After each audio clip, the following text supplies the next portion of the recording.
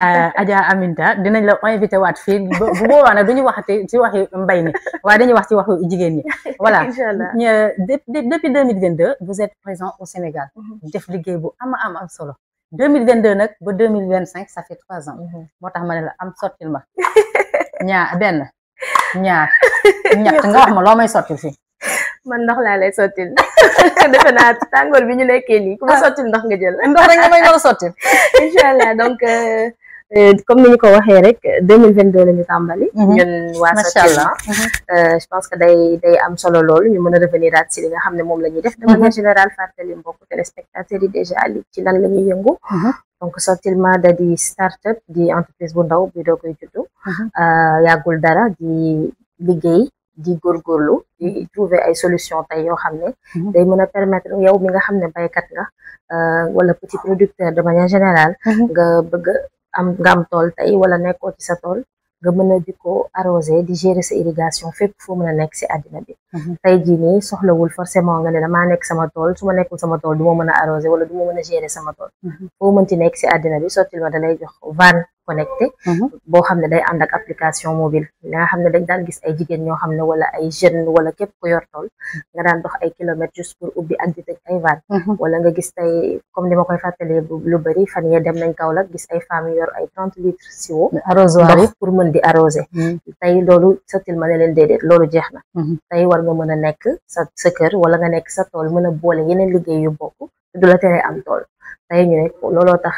ñu solution boo xam ne ci sa téléphone di nga mën di arroser sa tool di ubbi van yooyu noonu nga daan dox di ko tëji dootoo ko def sa téléphone moo koy def mooy ubbi mooy tëj moo lay permettre nga tànn ñaata litre ndox ngay def pour sa arrosage ndax tey dañuy wax gaspillage d'eau dëkk boo xam ne ñu ngi wax ci Afrique ñu ngi wax Sénégal ñu ne désertification ndox amul tey ñu ne agriculture tey mooy gën a utiliser ndox si àddina bi donc tey bu ñu demee ba tollu si niveau boobu Sottilma ne pourquoi pas ñu wut ay solution yoo xam ne tey dinañ gën a mën a ñoŋal liggéey bi sans pour autant yàq ressource bi nga xam ne dafa nekk ressource bu am importance mu di ndox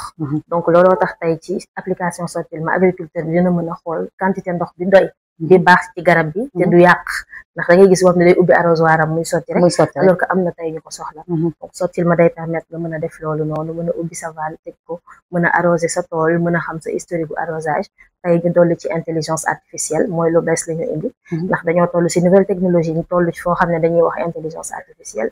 léegi Sottilma ne pourquoi pas ñu ajouter ci intelligence artificielle nga xam ne tey bu waree taw application bi wala signalé la waroo abul arrosé balaa sa garab yi di dalay jox ay notification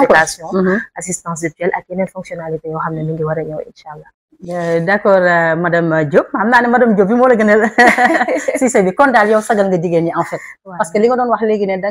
da ngay daal di yëngu ci mbiru luy lépp luy métitel jigéen yow soulagé nga jigéen ñi parce que su ma la déggee si biir wax kon jigéen ñi am nañ seen autonomie di nga mën a gérer sa kër gérer sa tool waaye tamit gérer njaboot gi école nga ubbi mën nga dem di yóbbu say doom école du tere nga arroser sa tool mais loolu en fait est-ce que mën nga expliquer suñu mbokk téléspectateurs yi par quel système lañuy arroser noonu parce que bu fekkee na ngay arroser moom nekk à distance de arroser sa ko bi de ca lépp ak sa biir téléphone mu ngi sa poche wala sa lafu sër nga daal di takk loolu nag li ma naan bu ñu yëgoon xool suñu technicien parce que Sénégal tey aujourd'hui dañu am ñoo xam ne ay jeunes lañ ñu xarañ yoo xam ne ay système embarqué ci la ñuy liggéey ñu nekk ay informaticiens nekk jaar par exemple université Gaston Berger de Saint-Louis di nuyu bu baax Samba Thioub bi nga xam ne moom laay liggéeyal donc ñoom ñooy gérer loolu noonu tey ñu indi ay systèmes yoo xam ne tey dañu daan wax da ngay am forage am pompe am sa système d'irrigation mu continuer tey Sottilma ne la par exemple van laa lay defal maanaam damay jël appareil boo xam ne bu njëkk da nga daan gis ñoo xam ne système d'irrigation bi ñuy am ay fil yu bari lay am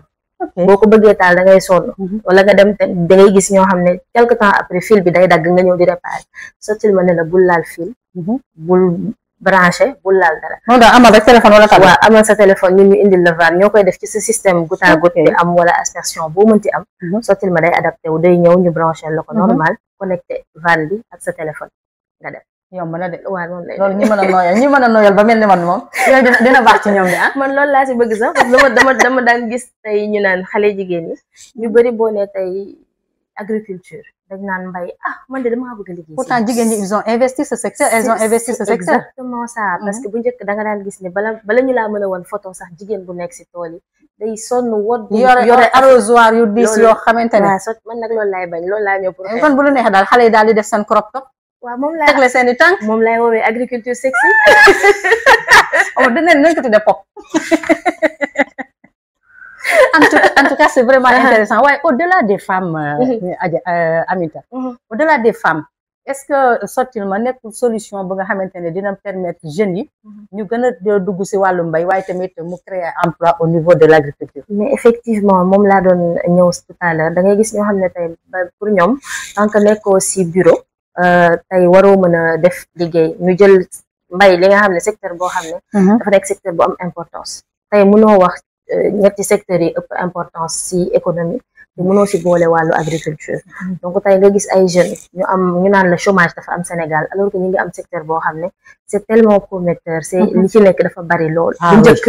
xalaatuñu woon sax agriculture di ko booleeg ay wàllu technologie wala ay affaire informatique mais tey je me dis que même avec Sortilma emploi yu bëri mi ngi créé wu parce que ñu bëri mu suñu xalaat mu nekk loo xam ne tey dafa ànd bu njëkk da nga daan ñëw nga ne nit bala demal bay boo ko waxee du comprendre danaan man ci damaa bëgg a dem damaa jàng ba am master damay dem si bureau yi wala dara alors que tey soo gisee xale yi nga xam ne téléphone li mu leen jaral nga jox nit téléphone ne ko soxlawul ngay dem di yor góob wala illeer wala pour nga yor arrosoir yu rëy topp naaj bi da ngay bës man je pense que c'est quelque chose boo xam ne c'est venu à son heure et révolution la quand oui c'est une véritable révolution moo tax ma doon wax ne d'où est venue cette idée aussi audacieuse ce projet aussi audacieux mais aussi une idée ba nga xamante ne vraiment ça révolutionne l'agriculture kan moo indi xalaat boobu ana Samba la waaw moom la Samba billahi du bàyyi ruube Samba moom la sama doom bàjjel la daf ma sonal mais mi ngi noonu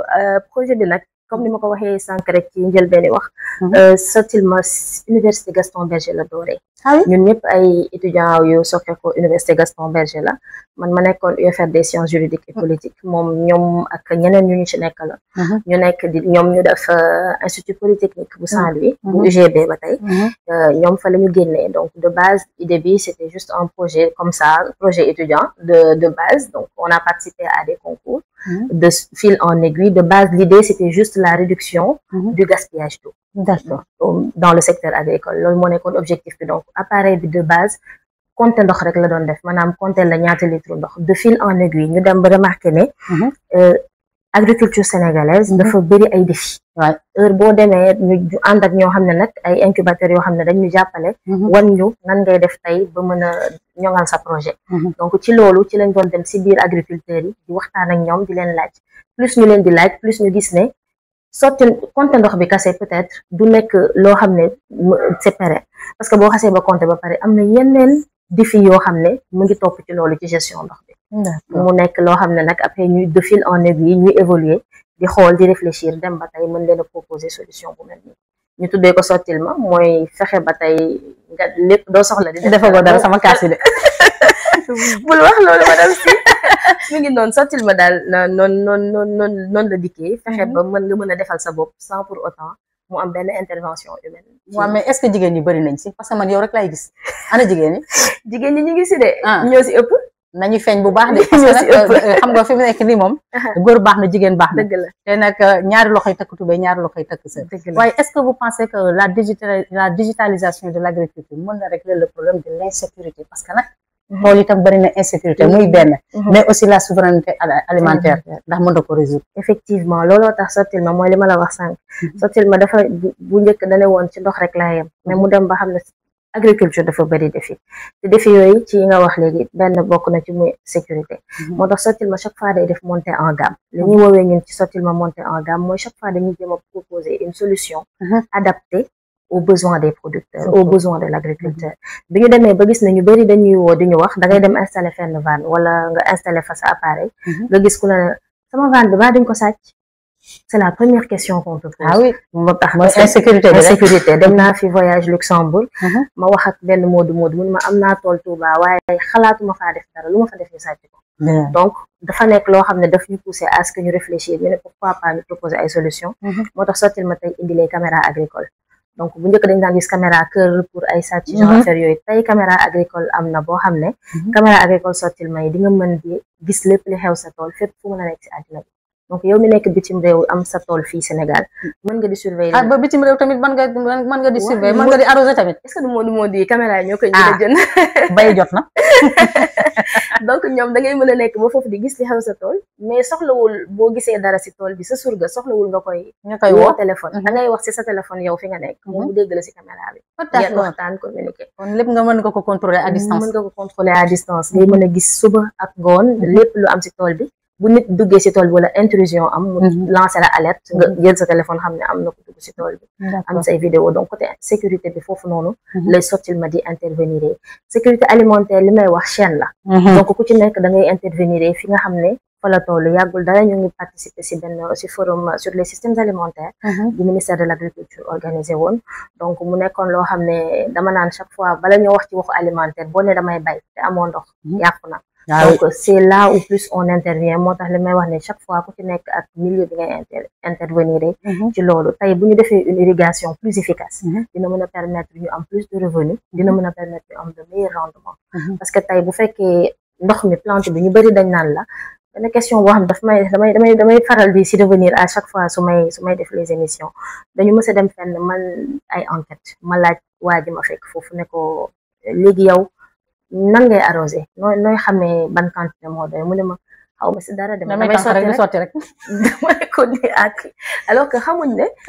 ñenn arrosage bu ëpp mën na yàq plante bi comme bu moyen aussi mën na ko yàq donc boo amee irrigation bu efficace ñun la c'est automatisé nga mën ko xool sottil ma ne la tey boo yoree sa téléphone sottil ma si application boo photowee plante bu mënti doon dalay wax spécificité yi ak ñaata quantité ndox la soxla oui voilà donc loolu yëpp dañ koy def à sottil ma et je pense que plus de bu ñu gënee ñoŋal ni ñuy utiliser ndox mi on fait de meilleurs rendements et effectivement day jàll directement ci affaire souveraineté ou sécurité alimentaire durable en tout cas Adja gis naa li nga fi wax yëpp si sottil ma mu nekk lu am solo pour askan wi waaye bëggoon naa xam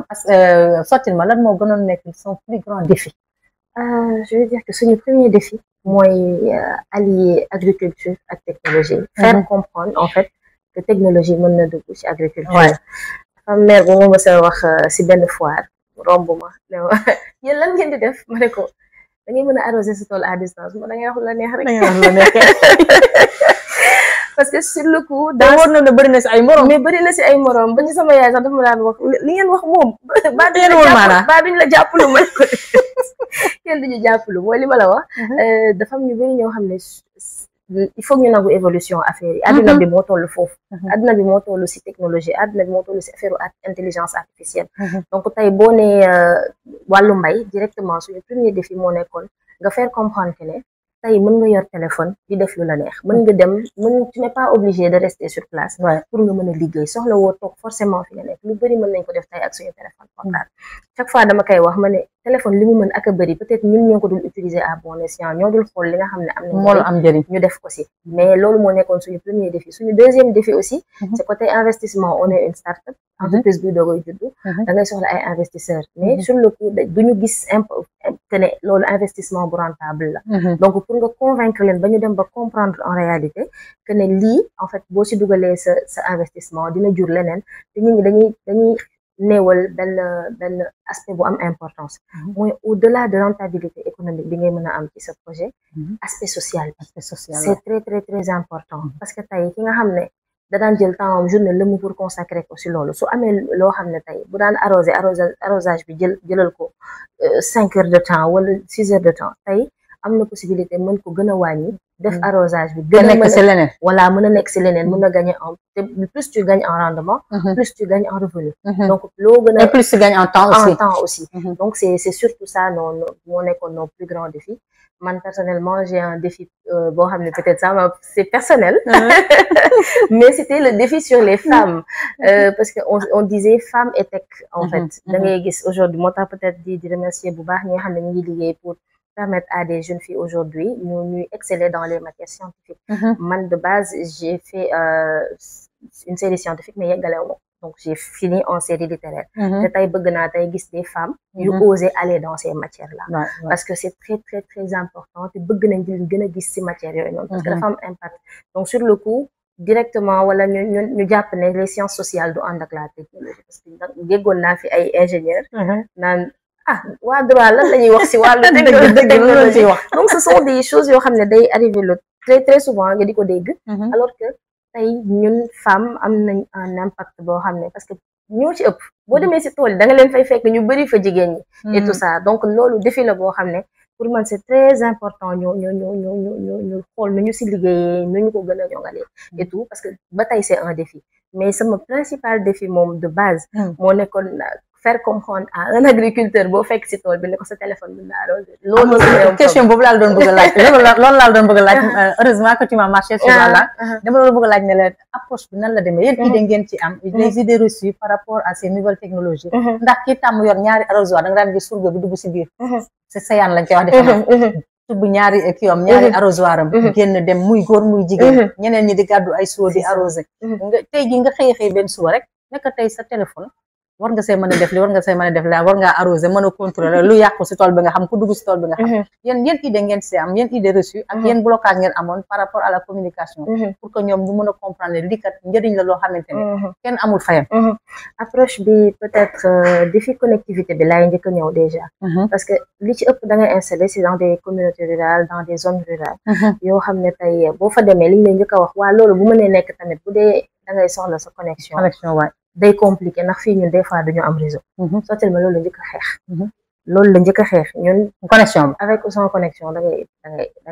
gënati naa neex de loolu la mooy li ma la wax rek sottil ma objectif am mooy parce que ñu bëri dañ naan projet start-up économie et cetera mais non ñun l'idée c'est réellement de révolutionner les choses c'est réellement changer en fait la vision que les gens ont de ça mais avec patience en fait parce que soo ñëwee dans un monde boo xam ne da nga am un cible par exemple nga am benn cible autant pour moi boo xam ne dafa ñàkk a comprendre ce projet il faut y aller doucement par exemple dama am ko ma sa dégg mu ne ma waaye yéen soo leen defee lépp nekk téléphone surga yi lu ñuy liggéey man kon soxlaatuma uti tool la exactement wuti tool mais am na ci ñoo xam ne ñun surga yi la ñu formé sax voilà surga yi si boppam la ñuy formé donc da ngay gis ko xam ne propriétaire tool day préféré jox surgaam tool bi téléphone jox ko ne ko man maa ngi dem sama bureau gérer donc surga yi tey ñun dañuy dem on leur explique et on a fait de telle sorte que application bi day intuitif actuellement avec intelligence artificielle bi ñu ngi xool nu ñu liggéeyee pour que application bi nga mën ko am version wolof wala ay version audio yoo xam ne li nga bëgg a def da ngay dégg mu wax donc pour ñi nga xam ne alphabétisé wuñu wala dara ñu mën a utiliser de façon simple mais ñi ko mënul tamit image yi ñuy def day explicatif de telle sorte que yow boo xoolee rek di nga comprendre exactement donc c'est approche bi c'était pas facile au début mais c'est avec patience ngay mën a dem ba finalement da ngay dem ba nit ñi ñoo lay woo alors waa sottil ma doo leen ñu sottil dafa dem ba nekk lu normal donc heureusement d'ailleurs et c'était pas facile mais heureusement góorgóorlu nañ ci waaw kon sant yàlla ba tey rek si seen IA boobu nga xam ne baykat nan léegi IA boobu nan lay demee noonu voilà IA bi nag bu njëkk xam nga dañ naan la tey ubbil sa tool ubbil sa van tëjal sa van lañ daan wax au début application bi daan ubbi van bi tëj van nga danga koy def sous forme de vocal wala nan lay demee noonu non lii nii mooy application bi de base avant IA d'accord avant IA bi da nga daan ubbi van tëj van kase wala nga ne ko arrosel ma man 50 mètres cube laa soxla nga arrosel mu arrosé 50 mètres cubes yi yam foofu mais xam nga tey nga ne nit ki arrosel baykat bi ba tey moom day jël téléphone am xool li ko neex ci ndox rek mu bësaat mu arrosé waat donc tu ne règles pas le problème non donc tey li tax ñuy indi baykat mooy ñi bëgg a def agriculture de précision tey ñi nga xam ne tey baykat bi bu duggee ñu fiy liggéey ak ay jeunes yu nekk aussi université ba tey Gaston Berger ci côté sol bi ban type de sol moo fa am ban type de culture ñaata ndox nga war a utiliser foofu la IA bi di intervenir yooyu day def étude bi day def étude bi dala koy waxal tey foo mënti nekk garab goo mënti indi si àddina boo defee la photographie wan ko sottil ma dina la wax tel garab la lii mooy ay spécificité am lii mooy quantité ndox bi mu war a utiliser baykat bi tel ko xam comme ça du def plus su dee tomate la par exemple mun la comme yow tomate ngay bay sur 1 hectare tel nombre de parcelles yi nga am lii mooy doy ci ndox pour nga mën a def sa arrosage donc loolu la ñuy woowee agriculture de précision am na yeneen nag yoo xam ne mi ngi war a ñëw bientôt si kanam ak intelligence artificielle bi mais assistant la aussi parce que baykat bi mën na dugg comme ni ngay utiliser sa téléphone dugg Google laaj ko ay question bii nii c'est spécifiquement sur l'agriculture donc boo duggee ci téléphone bi am na interface boo xam ne boo fa duggee mën nga laajte lu la neex moom mu tontu la jox indil la ay réponse léegi dans un futur proche Sotilma lan la waajal baykat yi si uti ay jumtukaay yu bees bari na nag bari na lu ñu waajal c'est en fonction des défis mooy li ñuy wax lu ñu gis ne rek tey Sotilma mën na ko apporter mu nekk loo xam ne c'est problématique si dans le secteur de l'agriculture ci bépp diwaan Sotilma da siy taxaw pour xool nan la mën a proposer une solution technologique digitale mais simple j'insiste sur le mot et j'y mets un point d'honneur simple flexible lu mu gën a yomb ñun ñu jël pas forcément mu compliqué quoi mu metti et tout ça mais c'est plus nu ñu mën a faciliter les choses donc il y a beaucoup de choses qui sont prévues en tout cas j'espère que dinañ dem toll foo xam ne par exemple dinañ ne lépp lu am ku xalaat bay sax Sotilma ngay jëkk a xalaat kon bu boobaa bi pan yeex bërigo yëpp daal di ñëw si Sotilma waaw léegi yow nan nga gisee en Sotilma dans 5 ans ci kanam voilà man personnellement Sotilma pour man dama am yaakaar si loolu mooy li ma la wax léegi ñu dem d'ici 5 ans ñu mën ne nous sommes les leaders ci côté secteur agritech ñu ne Sotilma tey côté agritech parce que Sotilma yemul Sénégal yeneen pays africains yi commencé nañ ko utiliser donc ça c'est important aussi de le dire que ñu xam ne suñu solution bi du waa Sénégal kese ñu ko utiliser tey dañ nit daf ñuy woowee am nañ suñu ay vannes yu nekk Mali Côte d'Ivoire Mauritanie Mali Niger Burkina yooyu yëpp appareils yi mi ngi fa donc d'autres pays et vous avez des représentants là-bas oui am nañ ay représentants foofu donc bu ñu demee ba suñu solution yeneen pays commencé de si bàyyi xel wala ñuy gagner ay raaya ci yeneen dëkk aussi ça veut dire que pour ñun c'est quelque chose de très important donc